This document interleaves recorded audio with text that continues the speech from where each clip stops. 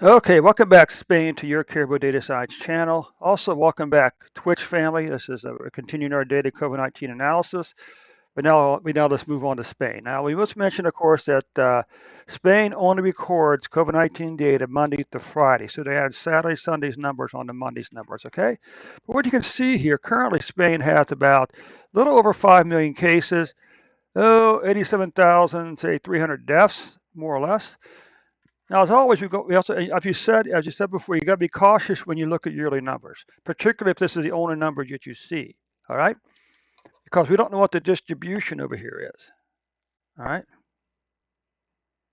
So if we look over here, you can see you have more cases in 2021 than 2020.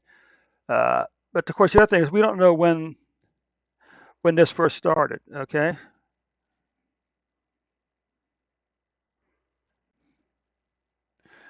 So we know what the distribution here. We don't know what the vaccination rate is for cases and for people in Spain. Now here's the good news. Okay.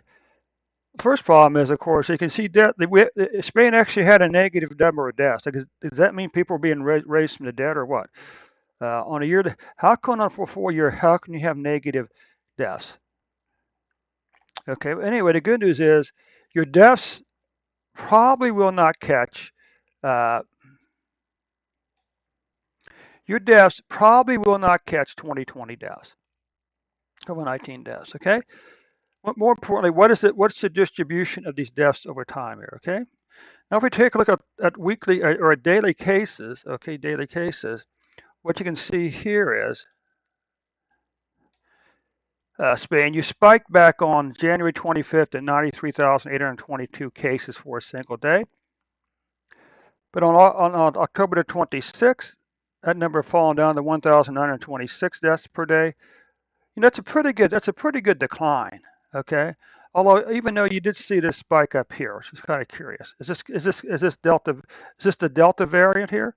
What's causing this right here? Okay. And here we go. This increased back up here, increased again up to on July the 19th of 61,628 uh, cases. Okay, before falling back down to 1,926 cases. Now, what about deaths? This is interesting double spike here. I don't know exactly what that means. But you can, of course, see that your deaths spiked on February the 8th at 909 deaths for a single day before falling all the way down into very low numbers, numbers around 46 or so, down through parts into the spring and first part of summer. Then in July, we saw this increase. Okay, now interesting enough, Spain isn't the only country to have this July spike. The U.S. certainly has it also, okay, as well as Sweden. So anyway, you can see this right here. This climb back up to 201 deaths on August 23rd before falling back down to 52 deaths on October the 26th. If we take a look at at the weekly numbers again, now you can see for cases, you can see here that again this long declining pattern going into spring and summer. Cases below 50,000, eventually dipping below 50, between let's say cases between say 50 and 60,000 per week. Then in July, this big spike up for 3 weeks before immediately begin to fall back all the way back down to here to below 25,000 per week. Okay. Deaths.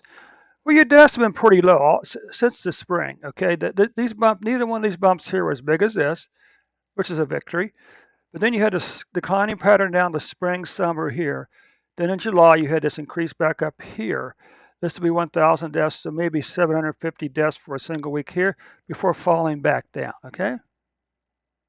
Monthly cases, well, you can see here's the good news. October is going to be the third month in a row and the cases have declined in Spain.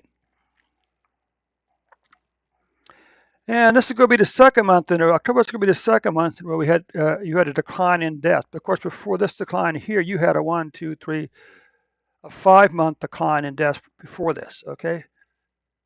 So anyway, Spain, that does conclude your report for today. Hey, thanks so much for stopping by, and we'll just keep rolling right along here with our next report.